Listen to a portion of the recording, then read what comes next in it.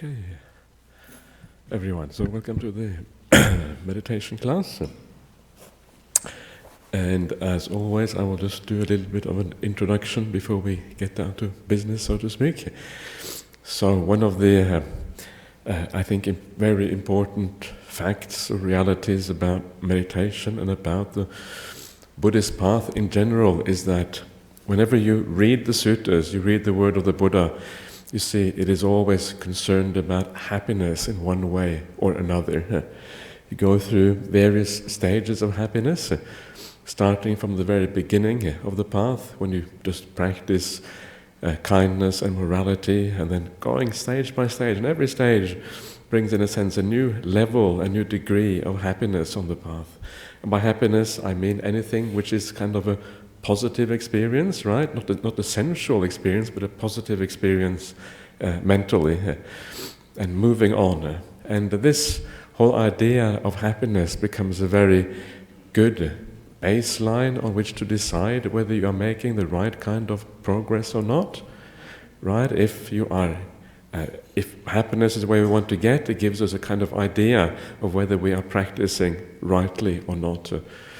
And so of course that then starts out with just sitting down, feeling your body, making sure everything is okay and all of those things. And it gives that baseline to know whether you're heading in the right direction or not. And of course one of the most often perhaps difficult things on the meditation path is to have that sense of perseverance, and in particular being patient with your practice, being able to just wait and sit back and allow things to happen by themselves. That degree of patience is often very hard to get to. And often people, when they think of the word patience, they often think about endurance. It doesn't necessarily have a very positive connotation when we talk about patience. But really it is a patience that's supposed to be easy and natural, not so much by force. And one way of looking at the idea of patience is to think of it as just relaxation time. You relax, right? When you are really relaxed, when you're really at ease, you are enjoying yourself. Relaxation is a pleasurable activity in one way. At the same time, if you're really relaxed, you also tend to be patient. You're just sitting there enjoying yourself, not really doing very much at all, obviously. And being relaxed and being patient is exactly the opposite of the will of the mind, the doing activity of the mind. It is in many ways an aspect of letting go, if you can go into that area. Patient, relaxing, enjoying yourself are kind of different aspects of the same idea, and a very good foundation for the meditation practice.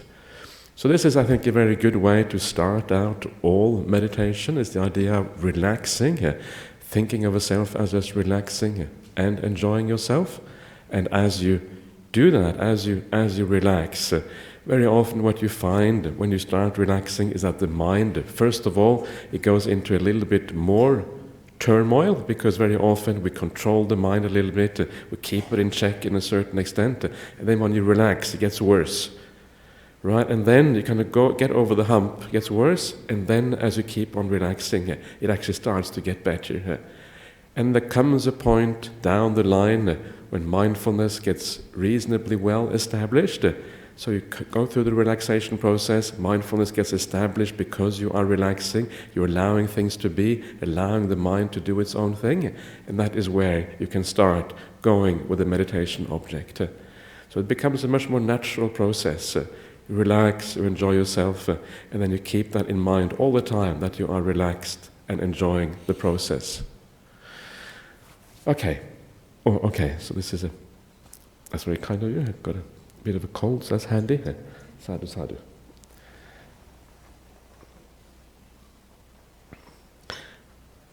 Okay, so let's give it a try and see what happens.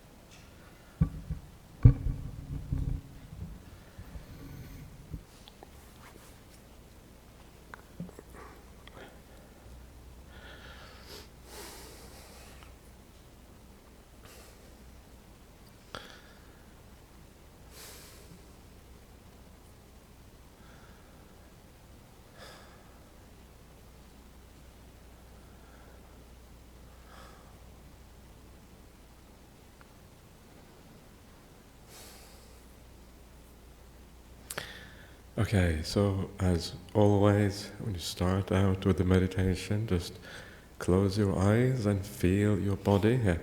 Make sure that you have no pains anywhere, that you are at ease. So you start off with at least avoiding too much suffering so you can have some degree of happiness straight away in the body. That is always the first step.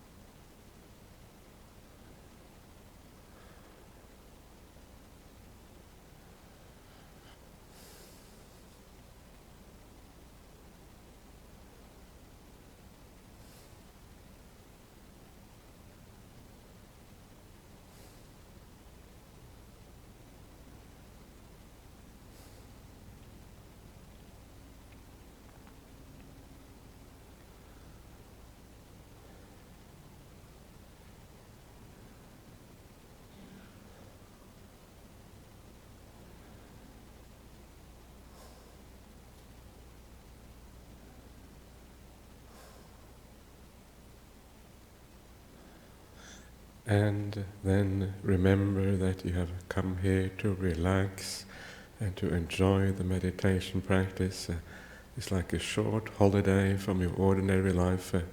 And remember that, keep that in mind, that this is what it's supposed to be. And you have a great guide for how this is supposed to go. Learn to relax first of all, learn to enjoy the process. And to be able to do that, just feel the present moment and feel just wherever there is a problem. First of all, just to sit back and observe and allow things to relax and become easeful as the process goes on.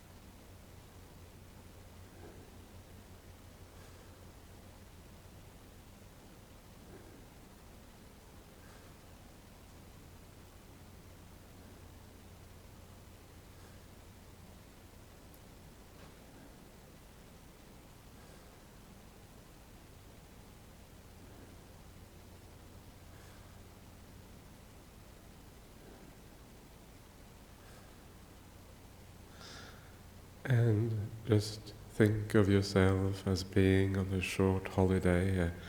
The purpose of these kind of thoughts is to give rise to the right kind of perception, a perception where you can be relaxed and at ease, a positive, wholesome kind of perception. So when you are on a holiday, you just relax, you just enjoy yourself, and that is what you do now. And as you allow yourself to be without controlling, without doing anything, just relaxing in the present moment, you sort of just allow the mind to run out of the momentum which is already there. And as it runs out of that momentum, it gradually becomes more peaceful. So stay with that positive perception and allow things to take their own course.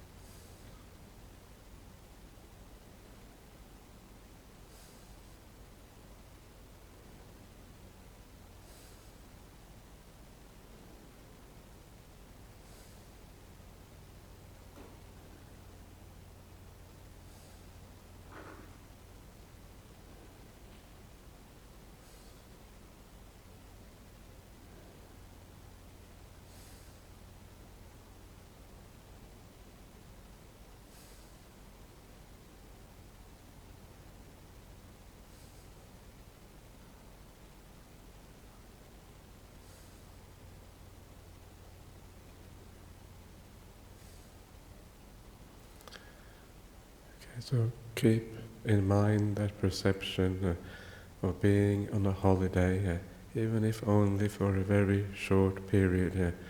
And one of the great things about being on a holiday is that you have no burdens at that time. There's no burdens of all the things that you have to do in life. All of those have been put aside. And when you put those aside, you can just focusing on relaxing and being at ease and feeling a degree of distance, feeling a sense of freedom in the present moment. So focus on that happiness that comes from being free from all those burdens in life. What a wonderful thing that is. And as you do that, you allow things gradually, all by themselves, to settle down even further.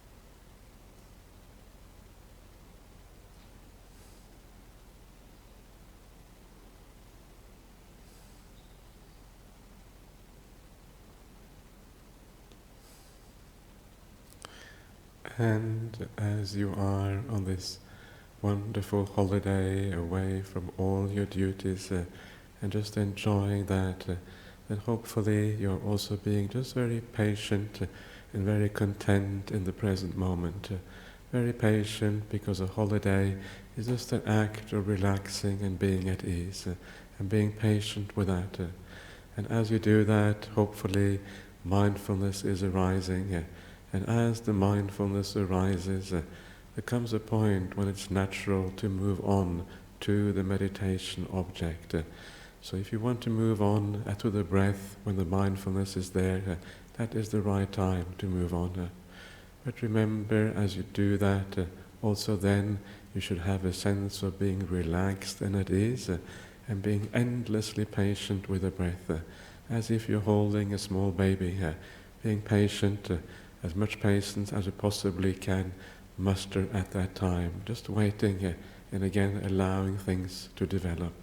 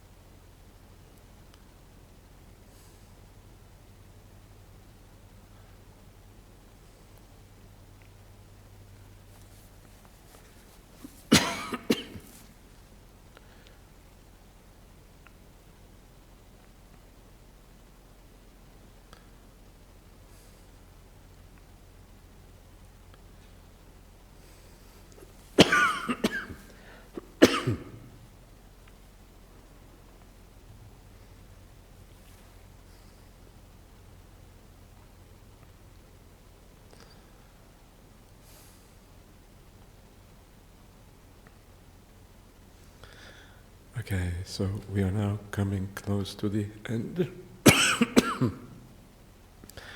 And before we come to the end,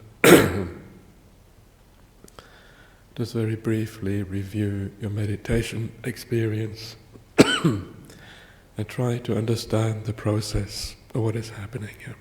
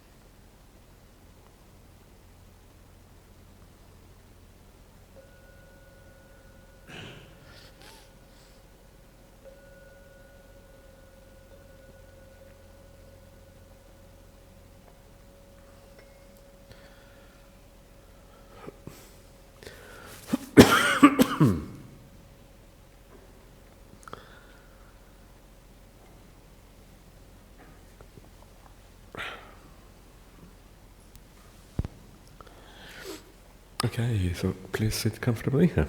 And if you have any questions or comments, this is the time to ask you.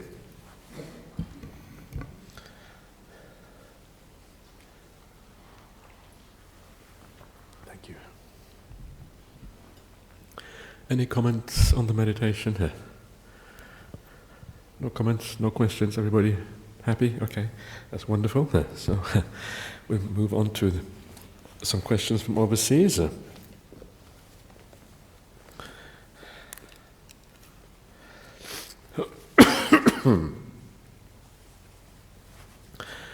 Okay, so this is from someone called Sudammashu from the USA.